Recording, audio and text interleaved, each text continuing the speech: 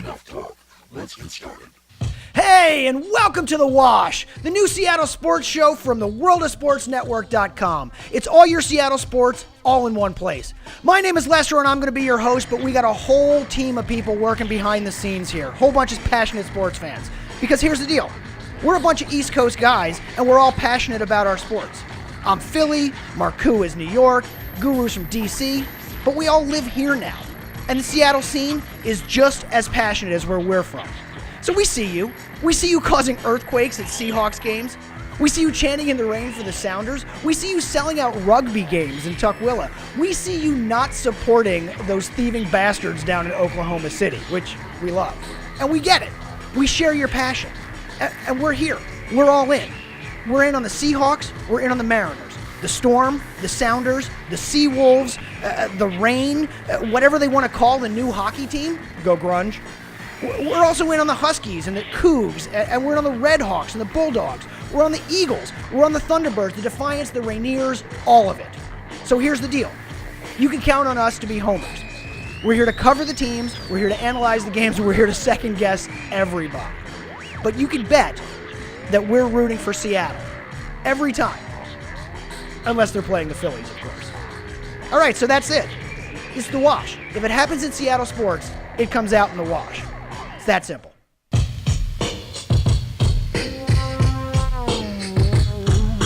So our top story tonight on The Wash is obviously the snow. Holy shit, that's a lot of snow. Is everyone okay out there?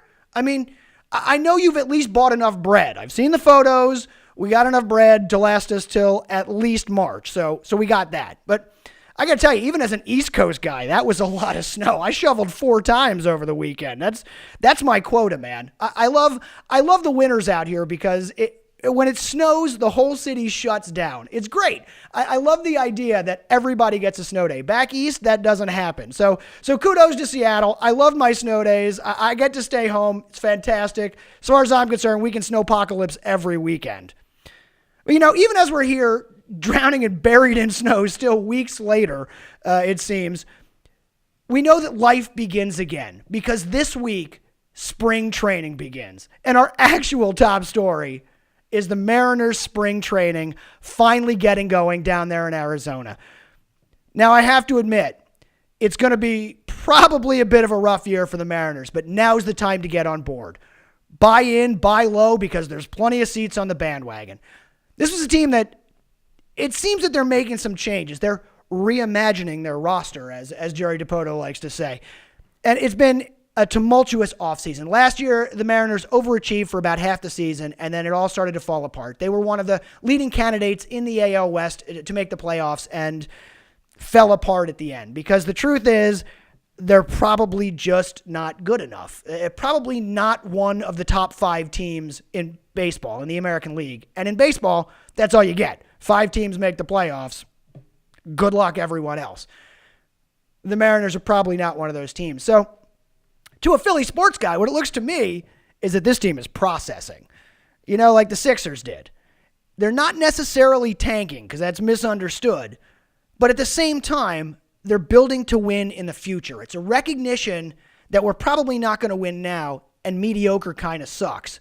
And the way to win is to build for the future. So I'll tell you what, it's been a very difficult offseason for a lot of Mariners fans, and I understand why. A couple of guys that we've really grown to love on this team that I get down to Safeco Field multiple times a year. Even with the baby, I still get down to Safeco Field. And you know I'll be there for the high holy day of opening day this year.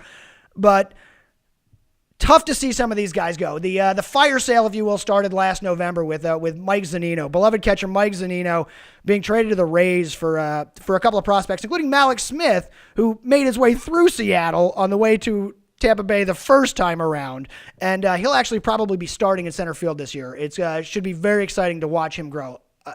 Highly touted young prospect. I look forward to seeing him play, but tough to say goodbye to Zunino, man. Great catcher.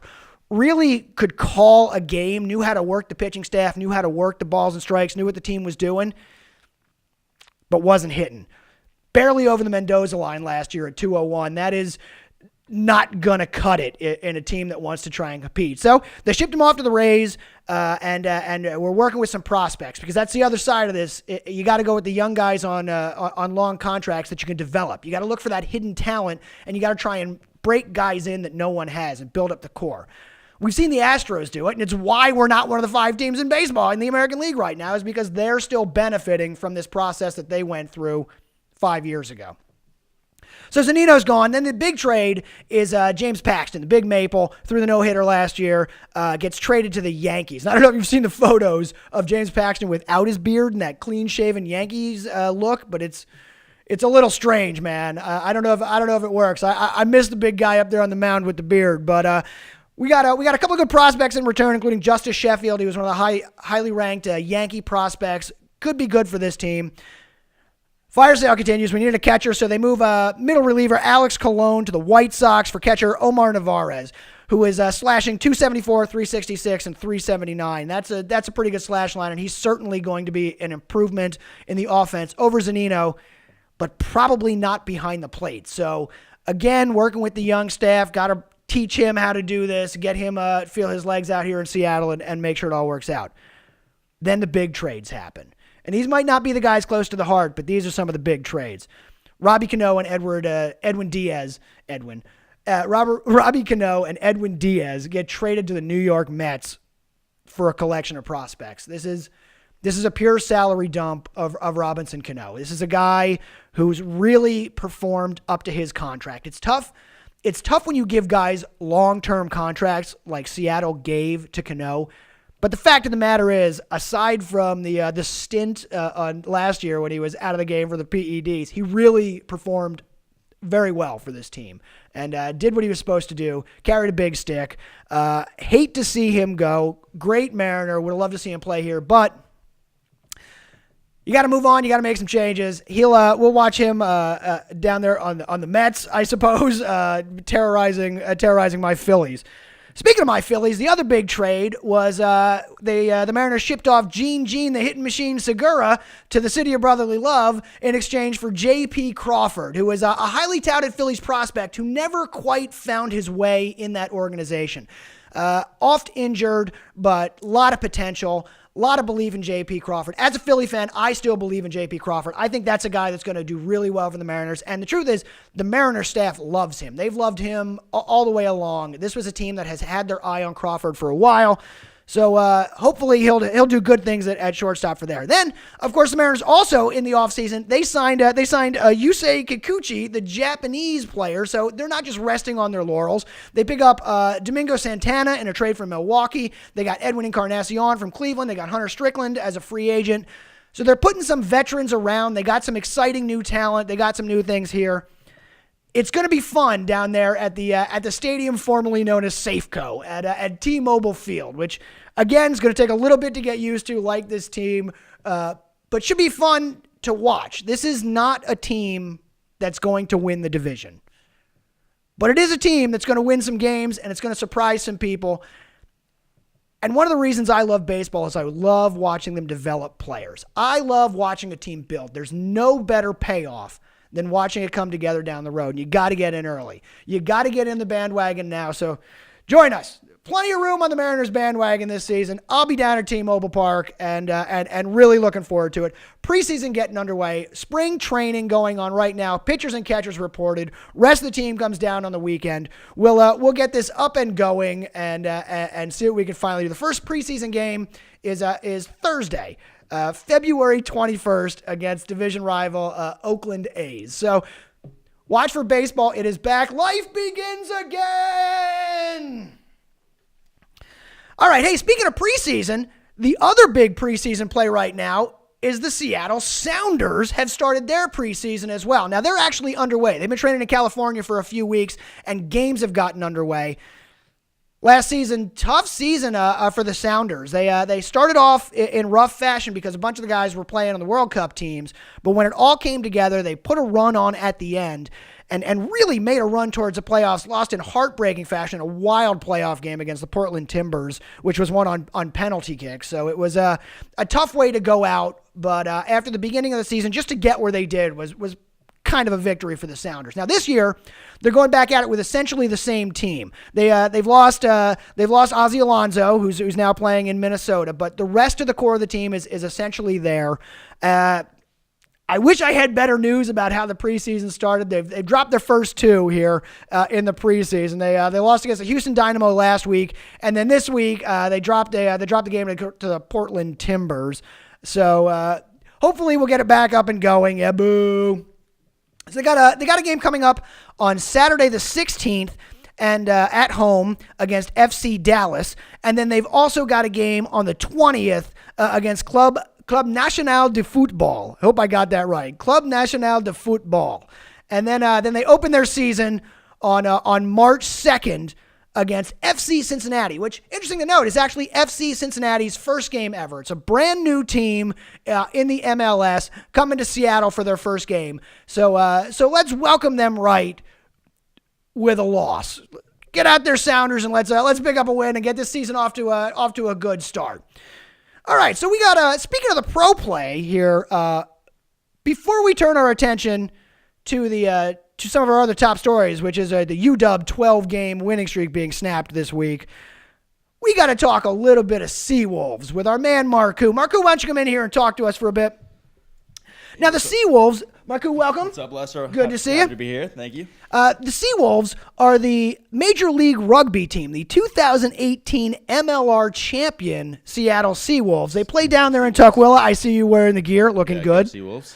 Now, they've sold out every game so far. Every home game last year. They sold out their home opener, which was a great win over FC Glendale. Marco, you were at that game. Yeah, and they've already sold out the next game this weekend against Toronto. So you got your ticket, though. Yeah, they got my ticket, of course. Luckily, I got that right after they posted that they sold out. I actually got one of those last individual tickets. So make sure you get your tickets early, folks. And there are standing room tickets available. Standing room tickets still available. Yeah. SeattleSeawolves.com should help you out. They play down there in Tukwila. Now, Marku, this was a good time, right? This was a typical Seattle crowd, just blazingly loud. Man, it was my first rugby game I've ever been to, and everyone on social media has been pushing me to go to a Seawolves game. So I went and checked it out, and it was a rematch of the championship game last year against Glendale. So it was a really loud crowd, championship ceremony and all that good stuff. So it was fun. First game, learned a little bit more about rugby. The crowd was very loud, typical of Seattle.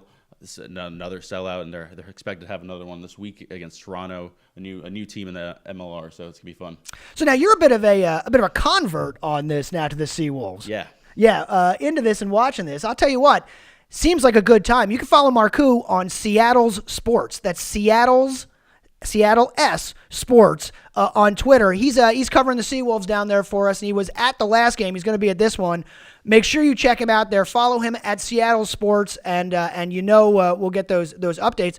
But tell us a little bit about what's been going on for the Seawolves. Been a rough stretch since that opening win. Right, since the opener a couple of weeks ago, they've had a couple of road games against San Diego and New Orleans, and both are really good teams. And they fell both games. Against San Diego a couple weeks ago, it was just a torrential downpour coming down. And I saw the pictures for that, man. That looked like a rough time, even for Seattle guys. Slow down the offense for them. And then just last week was against New Orleans, and they are a good team. They're leading the MLR right now. They got off to a huge offensive push. They beat us 41-31.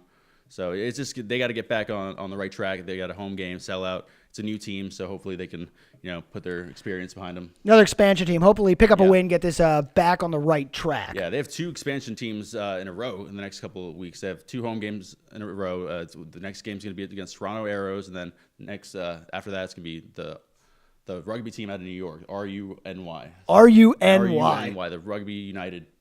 Yeah, whatever that thing is. And obviously, even though it's the RUNY team, our man here is a Seattleite now, so he's all Seawolves all the time, man, right? All Seawolves, absolutely. That's what I like. But I'm still Mets over Mariners. I'm sorry, everyone. How do you feel about the big Robbie Cano move to the Mets? You know what? I don't really love it because I feel like they just dumped their salary up on us, and you're welcome. That's just how it goes. That's what the Mets do. We take big contracts, but I'm excited for the Mariners, man. I'm really excited. I'm gonna be down there for opening day as well. So I'll tell you this, Marku. We both know the Mets aren't doing anything this year, so get on board with the Mariners. What do you say? I'm all on board, man. Watch them build. At least this team's doing something in the right direction, unlike the Mets. All right, let's change gear here. We got another story we're following is the UW men's basketball team, which got off to a great start in conference play. They went. They had a 12-game winning streak. They had, was it 8 or 9 in a row in the conference? Yeah. And then what happened? So they had a tough week in Arizona last week. They went 1-1, beat ASU in the first game, but then fell against. They beat Arizona in the first game, and then fell against ASU in the second game. And it was a tough loss for them because ASU just came off a bad loss to Wazoo. Yeah, Wazoo stomped ASU. Wazoo stomped them. We'll get to that a little later, but it was a tough loss for them because they just killed their momentum. They've been a 10-game winning streak in the conference, 12 games overall. They were still trying to make the top 25, break into that, but looks like that's not going to happen this week. Yeah, they were close. They were sitting just on the outside. We thought a few weeks ago that man, I've been thinking it for weeks now. They got to have a chance, but it's the East Coast bias, man. I'm telling you, it's just the East Coast bias. That's exactly it. Nobody's watching. Yeah. Well, my question for you then, Marco, is that this team is now what? They're 19-5 overall, 10-1 in the conference play. But the problem is that the Pac-12 is kind of a shit conference this year. So what does this mean for UW heading toward the NCAA tournament? Do they have to win the Pac-12 tournament to get in? With a loss like this, I would think that hampers their chances. So at this point, I think that if UW doesn't win the Pac-12 tournament, they will be the only at-large bid that will come in from the Pac-12 because the Pac-12 has been awful this year. UW's the only team that's really has a chance to get in. So if another team won the Pac-12 tournament, that would selection committee have to look at UW at least for one of the play-in games. I think they would get in because they had a strong non-conference schedule. I mean, they started this conference run 10-0, so they definitely deserve, in my opinion, to be in the bracket at least. Somewhere in the bracket. Yeah. Yeah. Now the question then becomes if they do win, do you see another Pac-12 team getting in the? No. It's been a very down year. ASU is second in the Pac-12 right now, and they have an awful record. Like I said, they had a terrible loss to Wazoo. I think they lost by 20 something. Maybe the Ducks, we get them to sneak in, or is it just the women's team this year? Yeah, just the women's team for the Ducks. Ducks women's team has been phenomenal, but the men's team has fallen apart since Bolo got hurt and a bunch of injuries. But yeah, the Pac-12 has been down. So I think that the UW should make the tournament, even if they don't win the Pac-12. They should be like, if they do win the tournament, then they'll be the only team from the Pac-12 that makes it. But yeah, they should make it, in my opinion. But I've been wrong so far on the predictions. I mean, I thought they'd be in the top 25 this last couple of weeks. So. You think they'd almost have to be at this point. But again, Pac-12 having a bad year. Very bad year. All right, so let's stay with college basketball. Let's do our college wrap-up here. Marco's our man on the scene following all the college sports. He's keeping his eye on everybody. So we're going to transition. We mentioned it just slightly there before, but Wazoo had a good week, man. Cougs. Yes. Cougs had a good week. Cougs. They won both of their games in Arizona this week. Yeah, so they won 2-0.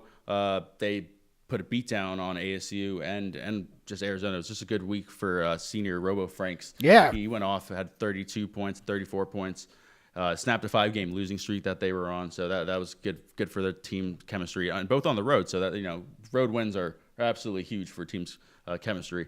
Robo's leading the Pac-12, so that there's things that are in scoring. He's leading the Pac-12 in scoring, which is pretty impressive for being on a 10-14 team. Yeah, that's a nice. Yeah, they're 3-8 overall in the conference right now. So two of the wins last week in Arizona. So that's 2 right there last week. It's exciting for them. Cougs fans were really hyped up. There's finally something to be excited about last week. Robo has been great, man, and the freshman, he's been really fun to watch too. But this week we got UW versus Wazoo, Apple Cup. Yes, the Apple Cup of basketball. Yeah, this should be a relatively easy win for UW, but we know these rivalry games and these conference games, and especially this rivalry, this cross-state rivalry, this can go either way. What do you see happening here? I think UW still wins it. I would hope so, right? I still think that they come out and they dominate. They dominated when they were at home this year when they played them. I was there at that game, and it was a good crowd on hand for that. And Wazoo, they just have had a really, they've had a quiet stadium. If you look at photos before the game, it's been dead in the stadium. The fans have not been showing out, but it is an Apple Cup, so things might change. Hopefully, get out there and watch the team. Robo Franks, really something to see, playing a great game, and of course Wazoo.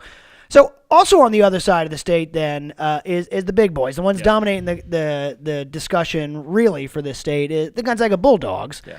Still sitting in one of the top spots for the tournament, right? Gonzaga taking care of business, both men and women's. The women's team went 2-0, men's went 2-0. Men are now number 3 in the country. Women are now 13 in the country. So they're really taking care of business. They're selling out every game, men and women. So Gonzaga should make the tournament. Men's looking to get a top 4 pick. The women's looking to stay in the West Coast, have a good location for their fans to come out. It should be fun. They should be taking care of business the rest of the season. The only concern for the Zags men's team is, when you have this conference play and you're taking care of business pretty easily, and then you run into a tough team in the tournament, it can be. Well, the tournament, anything can happen. Yeah, I mean, look at the UMBC the last year, the 16/1. Yeah, anything can happen. That was awesome, man. That was fun. Yeah, I love the tournament because of that. That's anything can happen. One of the best, the best 2 days, in my opinion. It's two of the best days in sports. Those first 2 days of the tournament, I love them. Hopefully, we'll see the Zags go further than those two, though. We get there. Hopefully, we make tournament, man. Right. So then, talk to me a little bit about Wazoo women's. On the women's side, we didn't talk about them. We went through. They went 1-1 last week. How do they look this year? Wazoo women's having a tough year this year. They snapped a 7-game losing streak after beating Arizona. It was a pretty high-scoring game, 90-88. Just a tough year for both women's teams, UW and Wazoo. They just haven't really found their flow. They've lost some good players from last year and stuff like that. So they're just trying to figure out themselves and hopefully get a good recruiting class, because this year is kind of just a wash. Yeah, it was the other team that's probably just a wash for is Seattle U. They got snowed out this weekend, obviously, but probably for the best. Those guys could use a weekend off. Yeah, exactly. Seattle U, the men's team, they've been falling off since they've started conference play. They're 1-7 in conference play. Started the season 12-3, so it's tough to see all that fall apart for them. The women's team, they've only got one win all season, so they're continuing to struggle. This is a tough season for Seattle U, so hopefully they bounce back next year. Now, one more here before I let you go and I bring in Guru to talk a little bit of the Seahawks, is that you were all excited about the Eagles. Right. About Eastern Washington? Eastern Washington Eagles, guys. So everyone thinks that UW, Gonzaga are the only teams that could make the tournament, but Eastern Washington made the Big Sky basketball tournament last year. They got smacked in the finals against Montana, but they have a chance to do it again this year. They're 6-6 in conference play. Now, this is a team that's like 8-15 overall. Yeah, but you're telling me that because of the bid for the Big Sky, you think they got a legit shot at finding their way into the dance? They had they skidded last week, went 0-2 in conference play, so that's tough to see. But yeah, you know what?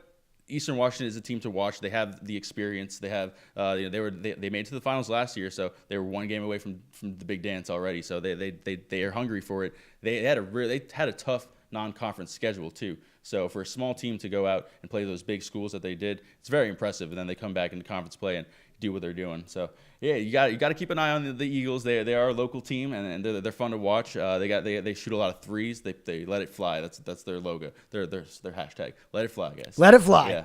All right. Well, Marku, thanks for jumping in and joining us. You can check out Marku. He's on Twitter at Seattle Sports, Seattle S Sports. He's out there all the time. He's at a bunch of games, and make sure you check out the Seawolves game this weekend, Sunday on Seattle S Sports. Follow him. He'll be at the game. He'll keep you everyone. Yeah. Right updated with it. Marku. All right, thanks, man. Thanks, man. We'll see you again.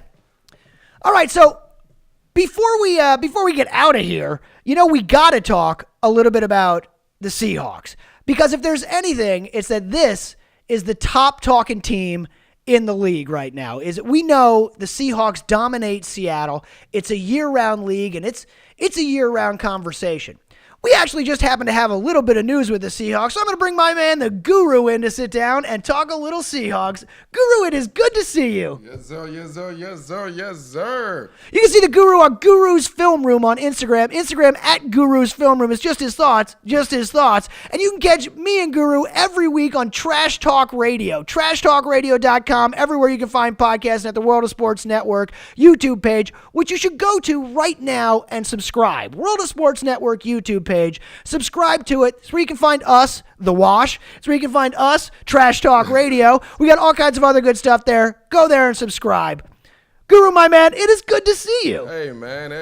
This snow, man, I apologize. I couldn't go to the barber, man. I've been stuck in the house, man. Jeez, man. So forgive the folks, man. Do you have enough bread? Oh, man, the Guru, they call me the carb. That's what I'm saying, the bread right? monster, man. I'm telling you. I'm the one that got all the bread in the whole city, I man. saw that in the back of your car, piled high. So So now Guru's going to do, he's a bit of a football expert for us, as you know if you listen to Trash Talk Radio. So he's going to keep us up to date on the Seahawks coverage here on The Wash. And we actually got a little bit of Seahawks news this week. I know we're making the push towards the draft, and we're going to see more of Guru as we get closer to the draft and the Combine Day and what this team's got to do. But we got a little bit of news. What's the news of this week here, Guru? Yeah, man. As we leading up to right now is the evaluation process. You're going through the pre-draft evaluation process. See what you got? Yeah. Before you even get that, is this the internal process, the cleaning the house process. Right. That's basically before you even think about others, you got to make sure you take care of your internal players. And right now, like we mentioned before, there was a certain player that I didn't think was going to expect to come back, which is KJ Wright. KJ Wright. Yeah, there's been talks. There's been ruffling out there that KJ Wright will test the free agent mark. After 8 years with us, basically, from Mississippi State. So he's been one of the core group. The core group, when Pete got here, he started with that 2010 class with Earl and Cam and those guys, and then the next year with KJ and Richard Sherman. So this was a core group. So this is a guy that's been here for a while, part of this defense, part of the core of this defense. Yeah, exactly. What does this mean then for the Seahawks next year if KJ Wright leaves the team? Where do they go from here? And it's something, there's the kid they signed from Central Florida was, is going to have a chance. We all know about Shaquem. Right. Griffin's great story. Obviously he's gonna have a shot. He's gonna definitely. They're gonna make him the starter. You think it's his opportunity he's to get opportunity? Just for numbers' sake. Obviously with KJ leaving, and he was one of the guys there next year, so we're gonna see he's gonna get a shot. And I also could see a couple of guys coming, not a high level free agency or say like a big time free agent, because traditionally that's not what this organization do. No, Pete doesn't like to bring in sort of big name established guys. He likes to train them himself. Yeah, guys, he likes to definitely scout guys and bring those type of guys. Like, in New England, they have their type of guys, New England guys. Yeah. Pete has Seattle got their type of guys. Pete got guys. Exactly. Yeah. Exactly. So then with KJ leaving, this will be a chance for Griffin to step up. Do you think that they're going to try and get him, will he have a challenge or absolutely, and second-year player? Yeah, absolutely. Obviously, we all know about his story, and we all know about everything that comes with him. So I'm interested to see how they're gonna do this. Because obviously there's some deficiencies that's gonna be lacking. Due to the fact of his, of his situation, his stories. So right. I want to see how, because I could see more of him. I'll see more of him going after the quarterback. Maybe I'll tell you what, it hasn't stopped him yet. Absolutely. Great player right there. So, Guru, let me ask you this then. Obviously, this is going to clear some cap space for the Seahawks with if not signing KJ Wright and looking at somebody else. Where does this money go and where do they focus on? KJ's an unrestricted free agent, so it's no really effect as far as the cap space or anything like that. So he's just basically testing the market. He's free. Not for him, but it frees it up for the Seahawks. No, they don't have to pay him. Yeah, the Seahawks now, and that's why you have younger guys because it's all about that. So now you have younger guys that combined won't make the same amount of money as a KJ Wright. So that's gonna help the Seahawks get what I really think they kind of need right here to help Russ out offensively. They receiver is one of the most important position I think the Seahawks are looking at this year because we need to get explosive. We already know we have a great running game, the best running team in football last year. So I could definitely see now we got to get an outside guy. Dougie Fresh ain't getting young, No. You think you think the Seahawks make a play for AB? AB is announced this week. Antonio Brown out there, part of the drama in their feelings. The Pittsburgh. You know what? That's a great question. Like I mentioned, the Seahawks and Schneider and Pete and those guys, they're not really known to make kind of splash moves like that. It's true. It doesn't seem like a Seattle move to bring in a guy like that. Move. The one time I saw them did that move was kind of similar. Actually, was the Percy Harvin move. When they made that big splash because that was a sexy pick. Percy Harvin moved, and AB and Percy Harvin didn't turn out exactly what they wanted it to be. So I really don't see Schneider or Pete going through that same route. I think they're going through their roots with what they know, which is they're gonna get guys and draft guys who they build and get guys in competition. So somebody's gonna step up and and do what somebody's going to step up like we always do. We might not know the name yet, but we will always step up. We will know their name. All right, Guru, thanks for joining us here on The Wash. We will see you on Instagram at Guru's Film Room every day. Just his thoughts on Guru's Film Room and every week on Trash Talk Radio with me. Thanks a lot, man. We'll see you next time on The Wash. Yes, sir. Appreciate y'all, man. Go Hawks. Go Hawks. That's what Russell Wilson would say. All right.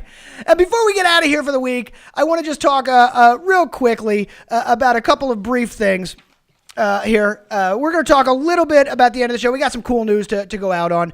The UW gymnastics team faced UCLA, the defending champs, this past week, and had a record in attendance, 7,200 people. That's a lot of people. Now, UCLA won, and Caitlin Ohashi, who is that viral gymnast, who happens to be from Seattle, by the way, posted her second perfect score of the year in front of the home crowd. So go, even though you're playing against UW and you're beating UW, Caitlin Ohashi, well done. We're behind you here. Make Seattle proud. Speaking of UW, the softball team, their season gets off to a start here real soon. They rank preseason number 3 in the nation. So we're going to expect good things from the Huskies as always. You can count on the Husky softball team. And one more thing before we go out here. Former UW standout and local boy Isaiah Thomas finally made his way back to the NBA rotation this week with the Denver Nuggets after getting screwed by the Celtics after carrying that team to the finals one year and then getting shipped out. So Isaiah, we're with you too, man. It is great to see you back. There have been 11 long months that he's been out with a hip injury. Had a pretty good first day. Got himself a standing ovation as he came in. He played 13 minutes, got 18 points in the win. Nuggets win. Jokic got a tip at the buzzer to win the game. So welcome back, Isaiah Thomas, on that slow grind. We're there with you. All right, that's our show for this week on The Wash. As I said, we're here every week to cover your Seattle sports. We're here to cover them. We're here to analyze them. And we're here to second guess everybody. If it's on Seattle sports, it'll come out in The Wash. Until next time, for the entire group here, from Marku, for Guru, I'm Lestro. Thanks a lot. Go Seattle.